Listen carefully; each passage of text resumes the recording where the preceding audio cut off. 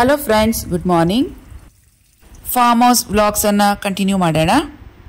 ಇವತ್ತು ಬೆಳಗ್ಗೆನೇ ದೇವ್ರ ಪೂಜೆ ಆಗಿದೆ. ಸೊ ನಮ್ಮ ತೋಟದಲ್ಲಿ ಬಿಟ್ಟಿರುವಂಥ ಹೂಗಳನ್ನೆಲ್ಲ ತಂದು ಇಟ್ಟಿದ್ದೀನಿ. ಫ್ರೆಶ್ ಆಗಿರುವಂಥ ಹೂಗಳಂತಲೇ ಹೇಳ್ಬೋದು. ಈಗಷ್ಟೇ ಫ್ರೆಶ್ ಆಗಿ ಕಿತ್ಕೊಂಡು ಬಂದಿರುವಂಥ ಹೂಗಳಿವು. ನಾವೇ ಬೆಳೆದಿರುವಂಥ ಹೂಗಳನ್ನು ಕಿತ್ತು ತಂದು ದೇವ್ರಿಗಿಟ್ಟು ಪೂಜೆ ಮಾಡಿದಾಗ ಅದರಲ್ಲಿ ಸಿಗುವಂಥ ಆನಂದ, ಮನಸ್ತೃಪ್ತಿನೇ ಬೇರೆ. ಇವತ್ತು 2ರಿಂದ 3 ಥರ ಕಲರಲ್ಲಿ ದಾಸವಾಳ ಹೂ ಸಿಕ್ತು, ಕಣಗಿಲೆ ಹೂ ಇತ್ತು. ಇದನ್ನು ಇಟ್ಟು ಇವತ್ತು ಪೂಜೆ ಮಾಡಿದ್ದೀನಿ.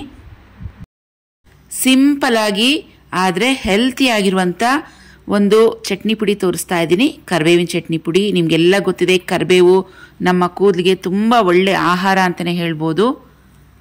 ಪ್ರತಿನಿತ್ಯ ಕರಿಬೇವನ್ನು ಬಳಸಿದ್ರೆ ತುಂಬಾ ಒಳ್ಳೆಯದು. ಅದು ಈ ರೀತಿಯಾಗಿ ಚಟ್ನಿ ಪುಡಿ ರೀತಿಯಲ್ಲಿ ತಗೊಂಡ್ರೆ ಇನ್ನೂ ಒಳ್ಳೆಯದೇನೆ. ಜೀರಿಗೆ 2 ಸ್ಪೂನ್, ಕಡಲೆಬೇಳೆ 2 ಟೇಬಲ್ ಸ್ಪೂನ್, ಕಡಲೆಕಾಯಿ ಬೀಜ 1 ಕಪ್, 2 ಸ್ಪೂನಷ್ಟು ಎಳ್ಳು, ಬೆಳ್ಳುಳ್ಳಿ 1, 7ರಿಂದ 8 ಒಣಮೆಣಸಿನಕಾಯಿ, ರುಚಿಗೆ ತಕ್ಕಷ್ಟು ಉಪ್ಪು, ಹಾಗೆಯೇ ಕರಿಬೇವು ಸುಮಾರು ಒಂದು 2 ಕಟ್ಟಷ್ಟು ತಗೊಂಡಿದ್ದೀನಿ. ನೆರಳಲ್ಲೇ ಒಣಗಿಸಿ ಇಟ್ಟಿರುವಂಥದ್ದು. ಈಗ ಒಂದೊಂದಾಗೆ ಪದಾರ್ಥಗಳನ್ನು ಡ್ರೈ ಫ್ರೈ ಮಾಡ್ಕೊಳ್ಳೋಣ. ಸಿಮ್ ಫ್ಲೇಮ್ನಲ್ಲಿ ಡ್ರೈ ಫ್ರೈ ಮಾಡಬೇಕು. ಮೊದಲಿಗೆ ಕಡಲೆಕಾಯಿ ಬೀಜ 1 ಕಪ್ಪಷ್ಟು ತೊಗೊಂಡಿದ್ದೀನಿ. ಇದನ್ನು ಫ್ರೈ ಮಾಡ್ಕೊತಾ ಇದ್ದೀನಿ. ನೋಡಿ, ಸಿಮ್ ಫ್ಲೇಮ್ನಲ್ಲೇ ಮಾಡಬೇಕು, ಸೀದಿಸಬಾರ್ದು. ಈಗ ನೆಕ್ಸ್ಟ್ ಕಡಲೆಬೇಳೆ ಜೊತೆಗೆ ಒಣಮೆಣಸಿನಕಾಯಿ ಹಾಕಿ ಫ್ರೈ ಮಾಡ್ಕೊಳ್ಳೋಣ. ಕಡಲೆಬೇಳೆ ಬೇಡ ಅಂತ ಹೇಳಿದ್ರೆ ಹುರಿಗಡಲೆ ಕೂಡ ಹಾಕ್ಕೋಬೋದು. ಅದನ್ನು ಒಂದು 2 ಸ್ಪೂನಷ್ಟು ಹಾಕ್ಕೊಳ್ಳಿ. ಈಗ ಕಡಲೆಬೇಳೆ ಒಣಮೆಣಸಿನಕಾಯಿ ಫ್ರೈ ಆದಮೇಲೆ ಎಳ್ಳು 2 ಸ್ಪೂನಷ್ಟು ಹಾಕ್ತಾ ಇದ್ದೀನಿ. ಹಾಗೆ ಜೀರಿಗೆ ಕೂಡ 2 ಸಿಮ್ ಫ್ಲೇಮ್ನಲ್ಲಿ ಚೆನ್ನಾಗಿ ಫ್ರೈ ಮಾಡ್ಕೊಂಡಿದ್ದೀನಿ. ಇದನ್ನು ಇವಾಗ ಒಂದು ಪ್ಲೇಟ್ಗೆ ತೆಗೆಯೋಣ.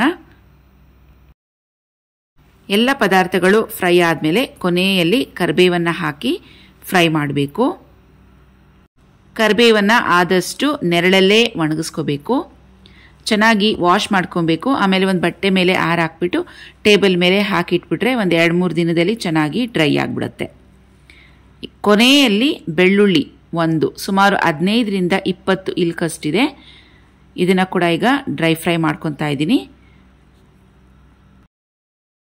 ಬೆಳ್ಳುಳ್ಳಿ ಸ್ವಲ್ಪ ಬಿಸಿ ಆಗ್ತಿದ್ದಂಗೆ ಸ್ಟವನ್ನು ಆಫ್ ಮಾಡ್ಕೊಂಬಿಡಿ. ಅದೇ ಪ್ಯಾನಲ್ಲೇ ಹಾಗೆ ಬಿಟ್ಬಿಡಿ. ಪ್ಯಾನ್ ಬಿಸಿಯಲ್ಲೇ ಬೆಳ್ಳುಳ್ಳಿ ಚೆನ್ನಾಗಿ ಫ್ರೈ ಆಗುತ್ತೆ. ಸೊ ಇದು ಹೀಗೆ ಬಿಟ್ಬಿಡೋಣ. ಈಗ ಫ್ರೈ ಮಾಡ್ಕೊಂಡಿರುವಂಥ ಪದಾರ್ಥಗಳು ಏನಿದೆ ಅದು ಕಂಪ್ಲೀಟಾಗಿ ತಣ್ಣಕ್ಕಾಗಿದೆ. ಇದಕ್ಕೆ ಇವಾಗ ರುಚಿಗೆ ತಕ್ಕಷ್ಟು ಉಪ್ಪನ್ನು ಸೇರಿಸ್ತಾ ಇದ್ದೀನಿ. ಸುಮಾರು 1ರಿಂದ 1.5 ಸ್ಪೂನಷ್ಟು ಹಾಕ್ತಾ ಇದ್ದೀನಿ. ಮಿಕ್ಸಿ ಜಾರ್ಗೆ ಹಾಕಿದ್ದೀನಿ. ಇದನ್ನು ಪುಡಿ ಮಾಡ್ಕೊಂಡು ಬರೋಣ. ಡಯಟ್ ಮಾಡೋರಿಗೆ, BP ಇರೋರಿಗೆ, ಶುಗರ್ ಇರೋರಿಗೆ ಇದೊಂದು ಒಳ್ಳೆ ರೆಸಿಪಿ ಅಂತಲೇ ಹೇಳ್ಬೋದು. ಈಗ ನಮ್ಮ ಚಟ್ನಿ ಪುಡಿ ನೋಡಿ ಚೆನ್ನಾಗಿ ಪುಡಿ ಆಗಿದೆ. ಆದಷ್ಟು ಫ್ರೈ ಮಾಡಿರುವಂಥ ಪದಾರ್ಥಗಳು ತಣ್ಣಕ್ಕೆ ಆದಮೇಲೆ ನಾವು ಮಿಕ್ಸಿಗೆ ಹಾಕಿದ್ರೆ ಚೆನ್ನಾಗಿ ನುಣ್ಣಕ್ಕಾಗುತ್ತೆ. ಬಿಸಿಲೇ ನಾವು ಮಿಕ್ಸಿಗೆ ಹಾಕ್ಬಿಟ್ರೆ ಅದು ಚೆನ್ನಾಗಿ ಪುಡಿ ಆಗೋದಿಲ್ಲ. ಈಗ ಕೊನೆಯಲ್ಲಿ ಫ್ರೈ ಮಾಡಿ ತಣ್ಣಕ್ಕಾಗಿರುವಂಥ ಬೆಳ್ಳುಳ್ಳಿಯನ್ನು ಸೇರಿಸ್ಕೊಂಡು ಒಂದ್ಸಲ ಬ್ಲೆಂಡ್ ಮಾಡ್ಕೊತೀನಿ. ರಫ್ ಆಗಿ ಬ್ಲೆಂಡ್ ಮಾಡಬೇಕು, ತುಂಬ ನುಣ್ಣಕ್ಕೆ ಬ್ಲೆಂಡ್ ಮಾಡಬಾರ್ದು. ಯಾಕಂದರೆ ಬೆಳ್ಳುಳ್ಳಿಲಿ ಸ್ವಲ್ಪನಾದ್ರೂ ತೇವಾಂಶ ಇದ್ದೇ ಇರುತ್ತೆ. ಹಾಗಾಗಿ ತರಿಯಾಗಿ ಬ್ಲೆಂಡ್ ಮಾಡಿಕೊಂಡ್ರೆ ಸಾಕು. ಈಗ ಪುಡಿ ಮಾಡಿ ಇಟ್ಕೊಂಡಿರೋದನ್ನ ಒಂದು ಪ್ಲೇಟ್ಗೆ ತೆಗಿತಾ ಇದ್ದೀನಿ. ಮಿಕ್ಸಿ ಜಾರ್ಗೆ ಹಾಕಿದ್ಮೇಲೆ ಮಿಕ್ಸಿ ಹೀಟ್ಗೂ ಸ್ವಲ್ಪ ಪುಡಿ ಹೀಟ್ ಆಗಿರುತ್ತೆ. ಆದ್ದರಿಂದ ಇದನ್ನು ಒಂದು ತಟ್ಟೆಗೆ ಹಾಕಿ ತಣ್ಣಗೆ ಮತ್ತೆ ಆರಿಸ್ಬಿಟ್ಟು ಆಮೇಲೆ ಒಂದು 8 ಬಾಕ್ಸ್ನಲ್ಲಿ ಅಥವಾ ಗಾಜಿನ ಬಾಟಲ್ನಲ್ಲಿ ಹಾಕಿಟ್ರೆ ಸುಮಾರು 1 ತಿಂಗಳವರೆಗೂ ಇರುತ್ತೆ. ಪ್ರತಿದಿನ ಇದನ್ನು ಒಂದು 2 ಸ್ಪೂನಷ್ಟು ಆಹಾರದಲ್ಲಿ ಸೇರಿಸ್ಕೊಂಡು ತಿಂದರೆ ತುಂಬಾ ಒಳ್ಳೆಯದು. ಈ ಚಟ್ನಿ ಪುಡಿಯನ್ನು ಮಕ್ಕಳಿಗೂ ಸಹ ಕೊಡ್ಬೋದು. ತುಂಬಾ ಹೆಲ್ತಿ ರೆಸಿಪಿ ಅಂತ ಹೇಳ್ಬೋದು. ನೋಡಿ, ನಮ್ಮ ಕರಿಬೇವಿನ ಚಟ್ನಿ ಪುಡಿ ರೆಡಿ ಆಗಿದೆ. ದೋಸೆ ಜೊತೆಗೆ ಇದನ್ನು ಸರ್ವ್ ಮಾಡ್ತಾ ಇದ್ದೀನಿ. ನಾನಿಲ್ಲಿ ವೆಜಿಟೇಬಲ್ ದೋಸೆ ಮಾಡ್ಕೊಂಡಿದ್ದೀನಿ. ಇದ್ರ ಜೊತೆಗೆ ಒಂದು 2 ಸ್ಪೂನಷ್ಟು ಕರಿಬೇವಿನ ಚಟ್ನಿ ಪುಡಿ ಹಾಕಿ ಸರ್ವ್ ಮಾಡ್ಕೊತೀನಿ. ಇದ್ರ ಜೊತೆಗೆ ಬೇಕಿದ್ರೆ ತುಪ್ಪ ಅಥವಾ ಮೊಸರು ಸೇರಿಸ್ಕೊಂಡು ಸವಿಬೋದು. ತುಂಬಾ ಚೆನ್ನಾಗಿರುತ್ತೆ.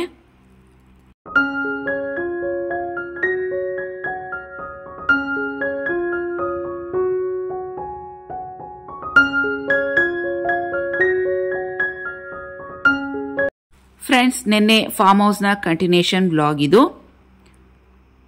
ನಿನ್ನೆ ನಾನು ನಿಮಗೆ ವಿಡಿಯೋದಲ್ಲಿ ಶೇರ್ ಮಾಡಿಕೊಂಡಿದ್ದೆ, ನಮ್ಮ ಫಾರ್ಮ್ ಹೌಸ್ನ ಇಂಟೀರಿಯರ್ಸ್ ಎಲ್ಲ ಚೇಂಜ್ ಮಾಡಿದ್ದೀವಿ ಅಂಥೇಳಿ. ಸೊ ಓಪನ್ ಕಿಚನ್ ಇತ್ತು, ಓಪನ್ ಕಿಚನ್ ಮೇಲೆ ಕವರ್ ಮಾಡಿಸ್ಬಿಟ್ಟು ಅದನ್ನು ಪಾರ್ಟಿಷನ್ ಮಾಡಿ ಸಪ್ರೇಟಾಗಿ ಇಂಡಿವಿಜುವಲ್ ಆಗಿರಲಿ ಕಿಚನ್ ಅಂಥೇಳಿ ಮಾಡಿಸಿದ್ದೀವಿ. ಅದ್ರ ಮೇಲೆ ಇರುವಂಥ ಸ್ಪೇಸ್ ಏನಿದೆ ಕಿಚನ್ ಮೇಲೆ ಅದು ವೇಸ್ಟ್ ಆಗಬಾರ್ದು ಅಂಥೇಳಿ ಆ ಸ್ಪೇಸನ್ನು ಮಕ್ಕಳು ಯುಟಿಲೈಸ್ ಮಾಡ್ಕೊತಾ ಇದ್ದಾರೆ ಅಂತ ಕೂಡ ನಿಮ್ಮ ಜೊತೆ ನಿನ್ನೆ ಶೇರ್ ಮಾಡ್ಕೊಂಡಿದ್ದೆ. ಸೊ ಆ ಸ್ಪೇಸ್ ಏನಿದೆ ಅದನ್ನು ಒಂದು ಬಾರ್ ಕೌಂಟರ್ ಥರ ತಯಾರಿ ಮಾಡಬೇಕು ಅಂತ ಮಾಡ್ತಾ ಇದ್ದೀವಿ. ಫಾರ್ಮ್ ಹೌಸ್ ಅಂದರೆ ಇದೆಲ್ಲ ಸಹಜನೇ, ಏನಿದು ಮೇಡಮ್ ಬಾರ್ ಕೌಂಟರ್ ಅಂತ ಹೇಳ್ತಿದಾರಲ್ವಾ ಅಂತ ಅನ್ಕೋಬೇಡಿ.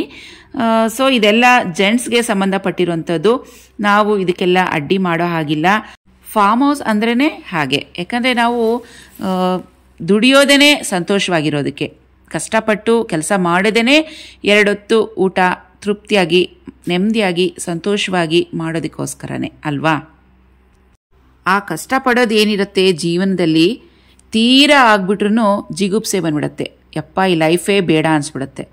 ಅಂಥ ಟೈಮಲ್ಲಿ ಮನುಷ್ಯನಿಗೆ ಒಂದು ಚೇಂಜ್ ಬೇಕಾಗಿರುತ್ತೆ, ಡೈಲಿ ರೋಟೀನಿಂದ ಅವನಿಗೊಂದು ಚೇಂಜ್ ಬೇಕಾಗಿರುತ್ತೆ.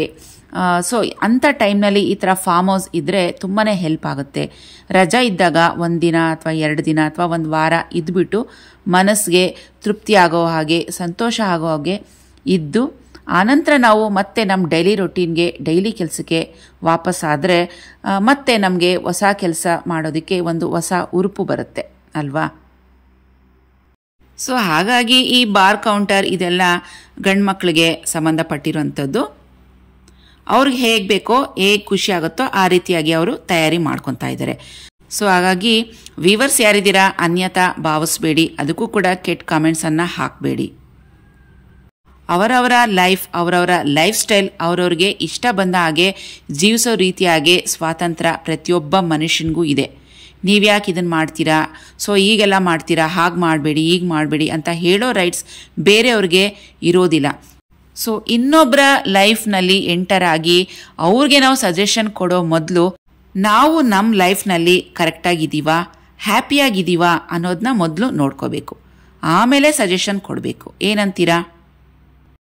ನಿಜವಾದ ಸಂತೋಷ ಅಂತ ಹೇಳಿದ್ರೆ ನಾವು ಇನ್ನೊಬ್ಬರ ಲೈಫ್ನಲ್ಲಿ ಎಂಟರ್ ಆಗದೇನೆ ಅವ್ರ ವಿಷಯನ ನಮ್ಮ ತಲೆಗೆ ಹಾಕೊಳ್ದೇನೆ ನೆಮ್ಮದಿಯಾಗಿ ನಮ್ಮ ಲೈಫ್ ನಮ್ಮ ಫ್ಯಾಮ್ಲಿನ ನಾವು ನೋಡಿಕೊಂಡು ಇದ್ಬಿಟ್ರೆ ಅದೇ ನಿಜವಾದ ಸಂತೋಷ. ಯಾವಾಗಲೂ ಇನ್ನೊಂದು ಫ್ಯಾಮ್ಲಿ ಬಗ್ಗೆ ಕಮೆಂಟ್ಸ್ ಮಾಡ್ತಾ ಇರೋದು, ಸೊ ಈ ಥರ ವಿಷಯಗಳು ಬೇಡ. ಇವೇ ನಮ್ಮ ನೆಮ್ಮದಿಯನ್ನು ಯಾವಾಗಲೂ ಹಾಳು ಮಾಡೋವಂಥದ್ದು.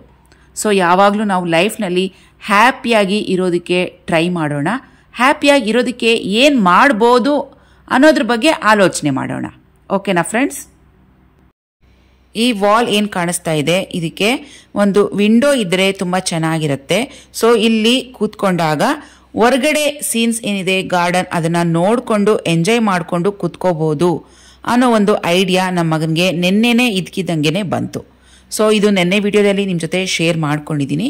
ಇಲ್ಲ ಅದು ಓಪನ್ ಮಾಡಿಸ್ಲೇಬೇಕು ಅಂಥೇಳಿ ತೀರ್ಮಾನ ಮಾಡೇ ಬಿಟ್ಟ ಮಗ.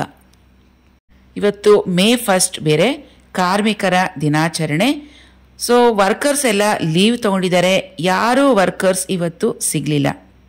ಇವತ್ತು ಮಾಡಲೇಬೇಕು ಈ ಕೆಲಸ ಅಂತ ಅವನಿಗೆ ತಲೆಗೆ ಬಂದ್ಬಿಡ್ತು. ಯಾಕಂದರೆ ಈ ಬಾರ್ ಕೌಂಟರ್ ಏನಿದೆ ಅದೆಲ್ಲ ಇನ್ನೂ ಕೆಲಸ ಬಾಕಿ ಇದೆ. ಈ ವಿಂಡೋ ಕೆಲಸ ಒಂದು ಪೂರ್ತಿ ಆಗಿಬಿಟ್ರೆ ಇನ್ನು ಮಿಕ್ಕಿದ ಕೆಲಸ ಎಲ್ಲ ಒಂದೊಂದಾಗೆ ಮಾಡ್ಕೋಬೋದು, ಇಲ್ಲಾಂದರೆ ಆ ಕೆಲಸ ಎಲ್ಲ ನಿಂತೋಗುತ್ತೆ ಅಂತ ನಾನೇ ಓಪನ್ ಮಾಡ್ತೀನಿ ಅಂತೇಳಿ ನಮ್ಮ ವೈಭವ್ ಮತ್ತು ಅವನ ಫ್ರೆಂಡ್ ಇಬ್ಬರು ಸೇರಿ ಈ ವಿಂಡೋನ ಓಪನ್ ಮಾಡಿದ್ರು. ಸೊ ಅದು ಮಿಷಿನ್ ಏನಿದೆ ಅದನ್ನು ಬಾಡಿಗೆಗೆ ತಂದು ಅದರಲ್ಲೇ ಇಬ್ಬರೂ ಓಪನ್ ಮಾಡಿದ್ದಾರೆ. ಇದಿಷ್ಟು ವಿಂಡೋ ಓಪನ್ ಮಾಡೋದಕ್ಕೆ ಸುಮಾರು 2 ಅವರ್ ಹಿಡಿತು. ವರ್ಕರ್ಸ್ಗೆ ನಾವೇನಾದರೂ ಈ ಕೆಲಸ ಕೊಟ್ಟಿದ್ದಿದ್ರೆ ಅವರು ಹೇಗೆ ಮಾಡ್ತಾರೋ ಏನೋ, ಯಾಕಂದರೆ ನಮ್ದಿದು ಹಂಚಿನ ಮನೆ, ವೈಬ್ರೇಷನ್ ಬರಬಾರ್ದು, ತುಂಬ ನಾಜೂಕಾಗಿ ಕೆಲಸ ಮಾಡಬೇಕು ಅಂತ ಹೇಳಿ ನಮ್ಮ ಮಗನೇ ತುಂಬ ಕೇರ್ ತಗೊಂಡು ಅವನು ಮತ್ತು ಅವನ ಫ್ರೆಂಡ್ ಚಂದು ಇಬ್ಬರು ಸೇರಿ ಈ ವಿಂಡೋನ ಓಪನ್ ಮಾಡಿದ್ದಾರೆ. ವಾಲ್ನಲ್ಲಿ ಒಂದು ಪಿಲ್ಲರ್ ಸಿಕ್ಬಿಡ್ತು ನೋಡಿ, ಈ ಕಂಬಿ ಏನು ಕಾಣಿಸ್ತಾ ಇದೆ, ಈ ಪಿಲ್ಲರ್ ತೆಗೆಯೋದಕ್ಕೆ ಮಕ್ಕಳು ತುಂಬಾ ಕಷ್ಟಪಡ್ತಾ ಇದ್ದಾರೆ. ಬ್ಲೇಡ್ನಲ್ಲಿ ಈ ಕಂಬಿ ಏನು ಕಾಣಿಸ್ತಾ ಇದೆ ಅದು ಆ ಕಡೆ ಈ ಕಡೆ ಕಟ್ ಮಾಡಿದ್ದಾರೆ. ಆದ್ರೂ ಸ್ವಲ್ಪದಲ್ಲಿ ಎಲ್ಲೋ ಅದು ಬರ್ತಾ ಇಲ್ಲ, ಅದು ತೆಗೆಯೋದಕ್ಕೆ ತುಂಬ ಕಷ್ಟಪಡ್ತಾ ಇದ್ದಾರೆ. ಇವಾಗ ಅಷ್ಟಪ್ಪ ಪಿಲ್ಲರ್ 150ರಿಂದ 200 kg ಅಷ್ಟಿದೆ ಪಿಲ್ಲರ್. ಅದನ್ನು ಅವರು ಇವಾಗ ಬೀಳ್ಸಿದ್ರು ಆ ಕಡೆ ಅಂಚು ಕಾಣಿಸ್ತಾ ಇದೆಯಲ್ವಾ, ಅಲ್ಲಿ ಡ್ಯಾಮೇಜ್ ಆಗುತ್ತೆ. ಇಲ್ಲ ಈ ಕಡೆಗೆ ಬಿದ್ರೂ ಈ ಕಡೆ ಕಿಚನ್ ಮೇಲೆ ಇರುವಂಥ ಏನು ಟಾಪ್ ಪೋರ್ಷನ್ ಅದು ಹಾಳಾಗೋ ಚಾನ್ಸಸ್ ಇದೆ. ಹಾಗಾಗಿ ಇವರು ಇದನ್ನು ಒಂದು ಹಗ್ಗ ಕಟ್ಟಿ ಮೇಲ್ಗಡೆಗೆ ಸಪೋರ್ಟ್ ತಗೊಂಡು ಆಮೇಲೆ ಅದನ್ನು ಸುತ್ತಿಗೆಲ್ಲ ಹೊಡೆದ್ರು. ಸೊ ಹಾಗಾಗಿ ಈಸಿಯಾಗಿ ಆ ಪಿಲ್ಲರು ಬಂತು. ಯಾವುದೇ ಥರದಲ್ಲೂ ಯಾರಿಗೂ ಹಾನಿ ಆಗಲಿಲ್ಲ. ಆ ಕಡೆ ಅಂಚ್ ಮೇಲೂ ಬಿದ್ದಿಲ್ಲ, ಈ ಕಡೆ ನೆಲಕ್ಕೂ ಬಿದ್ದಿಲ್ಲ. ಹಾಗಾಗಿ ಇದೊಂದು ಐಡಿಯಾ ಮಾಡಿ ಹ್ಯಾಂಗ್ ಮಾಡಿದ್ರು ಹುಡುಗರು. ಇವಾಗ ಈ ಪಿಲ್ಲರ್ನ ಕೆಳಗೆ ಇಳಿಸೋದೇ ಒಂದು ದೊಡ್ಡ ಕೆಲಸ ಆಗಿದೆ. 150ರಿಂದ 200 kg ಅಷ್ಟು ತೂಕ ಇದೆ.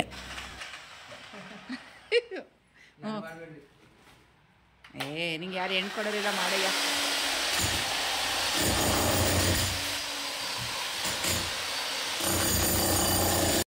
ಸಂಜೆ ಮೇಲೆ ಯಾರಾದರೂ ಟೊಯೋಟಾ ಕಂಪ್ನಿಗೆ ವರ್ಕರ್ಸ್ ಯಾರಾದರೂ ಬಂದರೆ ಸೊ ಅವ್ರನ್ನ ಕರ್ಕೊಂಬರ್ಬೋದು ಅಂಥೇಳಿ ಸಂಜೆವರೆಗೂ ವೆಯ್ಟ್ ಮಾಡೋಣ, ಅವ್ರ ಕೈಲೇ ಎತ್ಸೋಣ ಇದೆಲ್ಲ ಅಂತ ಹೇಳ್ಬಿಟ್ಟು ವೆಯ್ಟ್ ಮಾಡಿಸ್ತಾ ಇದ್ದೀವಿ. ಇನ್ನು ಸ್ವಲ್ಪ ಲೈಟಾಗಿ ಚಿಪ್ಪಿಂಗ್ ಇತ್ತು, ಅದು ಸಹ ಗಾರೆ ಕೆಲಸದವ್ರು ಬಂದರೆ ಇನ್ನೆಲ್ಲ ಹಾಳು ಮಾಡಿಬಿಡ್ತಾರೋ ಅಂತೇಳಿ ಅದನ್ನು ಲೈಟಾಗಿ ನಮ್ಮ ಹುಡುಗರೇನೆ ಅದನ್ನು ಡ್ರಿಲ್ಲಿಂಗ್ ಮಿಷಿನಲ್ಲಿ ಬಿಡಿಸ್ಕೊತಾ ಇದ್ದಾರೆ. ಆಳ್ ಮಾಡಿದ್ದು ಹಾಳು, ಮಗ ಮಾಡಿದ್ದು ಉತ್ತಮ, ತಾನು ಮಾಡಿದ್ದು ಲೇಸು ಅಂತ ಒಂದು ಗಾದೆ ಮಾತಿದೆಯಲ್ವಾ. ಸೊ ಅದು ನೆನಪು ಬರುತ್ತೆ. ಇನ್ನು ಕೆಲಸದವ್ರು ಬಂದರೆ ಎಲ್ಲಿ 1-2 ಕೆಲಸ ಮಾಡ್ತಾರೋ, ಎಲ್ಲಿ ಬೇರೆ ಕಡೆಗೆ ಹಾಳು ಮಾಡ್ತಾರೋ ಅನ್ನೋ ಒಂದು ಭಯದಿಂದ ನಮ್ಮ ಹುಡುಗರೇನೆ ಇದನ್ನು ತುಂಬ ನಾಜೂಕಾಗಿ ತುಂಬ ಕೇರ್ ತಗೊಂಡು ಇದನ್ನು ಓಪನ್ ಮಾಡಿದ್ರು. ವಿಂಡೋ ಸ್ಪೇಸ್ ಏನು ಓಪನ್ ಮಾಡೋದ್ರಲ್ಲಿ ಸಕ್ಸಸ್ ಆಯಿತು. ಅವ್ರಿಗೆ ಯಾವುದೇ ಥರದಲ್ಲೂ ಬೇರೆ ಯಾವುದೇ ಗೋಡೆ ಕ್ರ್ಯಾಕ್ ಬಿಡೋದಾಗಲಿ ಇಲ್ಲ ಮೇಲೆ ಅಂಚಾಕ್ಸಿದ್ವಲ್ವಾ ಅದು ಶೇಕ್ ಆಗೋದಾಗಲಿ ಯಾವುದನ್ನು ಆಗದೇನೆ ತುಂಬ ಕೇರ್ ತಗೊಂಡು ಮಾಡಿದ್ರು ಹುಡುಗರು. ಈ ಡ್ರಿಲ್ಲಿಂಗ್ ಮಿಷಿನ್ ಏನಿದೆ ಇದು 20 kg ಅಷ್ಟು ವೆಯ್ಟ್ ಇದೆ. ಅದನ್ನು ಕೆಳಗಡೆ ಭಾಗದಲ್ಲಿ ತುಂಬ ಈಸಿಯಾಗಿ ಮಾಡಿಕೊಂಡ್ರು. ಮೇಲ್ಭಾಗದಲ್ಲಿ ಅಪ್ಪರ್ ಪೋರ್ಷನ್ ಕಾಣಿಸ್ತಾ ಇದೆಯಲ್ಲ ನೋಡಿ, ಮಾಡ್ತಾ ಇದ್ದಾರಲ್ವ ಡ್ರಿಲ್ಲಿಂಗು, ಅದು ಮಾಡೋದಕ್ಕೆ ತುಂಬಾ ಕಷ್ಟ ಆಯಿತು ಹುಡುಗರಿಗೆ. ಯಾಕಂದರೆ ಆ ಮಿಷಿನ್ನ ಲಿಫ್ಟ್ ಮಾಡಿ ಮೇಲ್ಗಡೆಗೆ ಡ್ರಿಲ್ ಮಾಡೋದು ವೆಯ್ಟ್ ಎತ್ತಬೇಕಲ್ವಾ, ತುಂಬಾ ಸುಸ್ತಾಗ್ಬಿಟ್ರು ಹುಡುಗರು ಲಾಸ್ಟ್ ಮೂಮೆಂಟ್ಗೆ. ಇದನ್ನು ನಿಮ್ಮ ಜೊತೆ ಯಾಕೆ ನಾನು ಶೇರ್ ಮಾಡ್ಕೊತಾ ಇದ್ದೀನಿ ಅಂತ ಹೇಳಿದ್ರೆ, ನಾನು ಕೆಲವು ಹುಡುಗರನ್ನ ನೋಡಿದ್ದೀನಿ, ನಮ್ಮ ರಿಲೇಟಿವ್ಸೇ ಆಗ್ಬೋದು ಇಲ್ಲ ಫ್ರೆಂಡ್ಸೇ ಆಗ್ಬೋದು, ಒಂದು ಏಜ್ಗೆ ಬಂದ ತಕ್ಷಣ ಅವ್ರಿಗೆ ಏನೇ ಕೆಲಸ ಹೇಳಿದ್ರು ಅವರು ಮಾಡೋ ಪೊಸಿಷನಲ್ಲಿ ಇರೋದಿಲ್ಲ. ಕೈ ಎಲ್ಲಿ ಗಲೀಜಾಗ್ಬಿಡುತ್ತೋ, ಅದು ಮುಟ್ಟಿದ್ರೆ ಎಲ್ಲಿದಾಗುತ್ತೋ, ಹಾಗೆ ಹೀಗೆ ಅಂತ ಸೋಫಾಯಿಂದ ಕೆಳಗೆ ಕೂಡ ಇಳಿಯೋದಿಲ್ಲ. ಕೂತಿದ್ದ ಜಾಗದಲ್ಲೇ ಅಟ್ಲೀಸ್ಟ್ ಅವ್ರಿಗೆ ನೀರು ಕೊಡೋಕ್ಕಾಗಲಿ ರಿಮೋಟ್ ಎತ್ಕೊಳಕ್ಕಾಗಲಿ ಒಬ್ಬರು ಅಸಿಸ್ಟೆಂಟ್ ಇರಬೇಕು. ವಯಸ್ಸು ಹುಡುಗರು ನಾನು ಸುಮಾರಷ್ಟು ನೋಡಿದ್ದೀನಿ.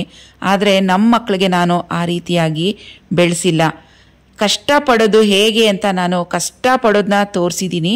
ಹಾಗೆ ಕಷ್ಟಪಟ್ಟು ಅದರಿಂದ ಸುಖ ಪಡೋದು ಹೇಗೆ ಅದನ್ನು ಕೂಡ ನಾನು ಹೇಳ್ಕೊಟ್ಟಿದ್ದೀನಿ. ಸೊ ಹಾಗಾಗಿ ನಮ್ಮ ಮಕ್ಕಳು ಯಾವುದೇ ಕೆಲಸ ಮಾಡೋದಕ್ಕೂ ನಾಚಿಕೆ ಪಡೋದಿಲ್ಲ. ಯಾವ ಕೆಲಸ ಆದ್ರೇನು ನಿಯತ್ತಾಗಿ ಮಾಡೋದ್ರಲ್ಲಿ ಏನೂ ತಪ್ಪಿಲ್ಲ ಅಂತ ನಮ್ಮ ಮಕ್ಕಳಿಗೆ ನಾನು ಅದನ್ನು ಹೇಳ್ಕೊಟ್ಟಿದ್ದೀನಿ. ಫ್ರೆಂಡ್ಸ್ ನೋಡಿ, ಇದು ಹೊರಗಡೆಯಿಂದ ಲುಕ್ ಈಗ ಕಾಣಿಸುತ್ತೆ. ಇವಾಗ ಈ ಓಪನ್ ಆಗಿರುವಂಥ ಪೋರ್ಷನ್ಗೆ ಗ್ಲಾಸನ್ನು ಕೂರಿಸ್ಬೇಕು. ಆ ಗ್ಲಾಸ್ ಹೇಗೆ ಕೂರಿಸ್ತಾನೆ ಅದು ಕೂಡ ನಮ್ಮ ಮಗನೇ ಕೂರಿಸಿದ್ದು. ಅದು ಹೇಗೆ ಐಡಿಯಾ ಮಾಡಿದ್ದಾನೆ ಅಂತ ನೆಕ್ಸ್ಟ್ ವಿಡಿಯೋದಲ್ಲಿ ನಿಮಗೆ ಶೇರ್ ಮಾಡ್ಕೋತೀನಿ. ಮರೀದಿರಾ ನೆಕ್ಸ್ಟ್ ವಿಡಿಯೋ ನೋಡಿ.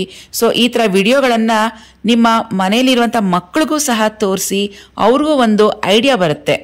ಸೊ ಮಕ್ಕಳು ಯಾವುದೇ ಕೆಲಸ ಮಾಡೋದಕ್ಕೂ ಅವರು ಹೆಸಿಟೇಟ್ ಮಾಡಬಾರ್ದು. ಎಲ್ಲ ಕೆಲಸ ಮಾಡೋದಕ್ಕೂ ಅವರು ರೆಡಿ ಇರಬೇಕು.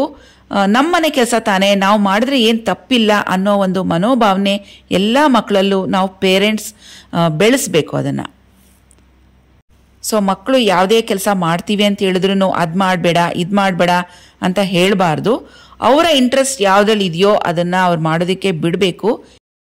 ಅವರ ಹಿಂದೆ ನಾವು ದೊಡ್ಡವರು ಪೇರೆಂಟ್ಸ್ ನಿಂತು ಅವ್ರು ಮಾಡುವಂಥ ಕೆಲಸಕ್ಕೆ ಗೈಡೆನ್ಸ್ ಕೊಡಬೇಕು ಮತ್ತು ಸಹಕಾರ ನೀಡಬೇಕು. ಸೊ ಫ್ರೆಂಡ್ಸ್, ಮತ್ತೆ ಭೇಟಿ ಆಗ್ತೀನಿ ನಮ್ಮ ಮುಂದಿನ ವಿಡಿಯೋದಲ್ಲಿ. ಅಲ್ಲಿವರೆಗೂ ಟೇಕ್ ಕೇರ್. ಬಾಯ್ ಫ್ರೆಂಡ್ಸ್, ನಮಸ್ತೆ.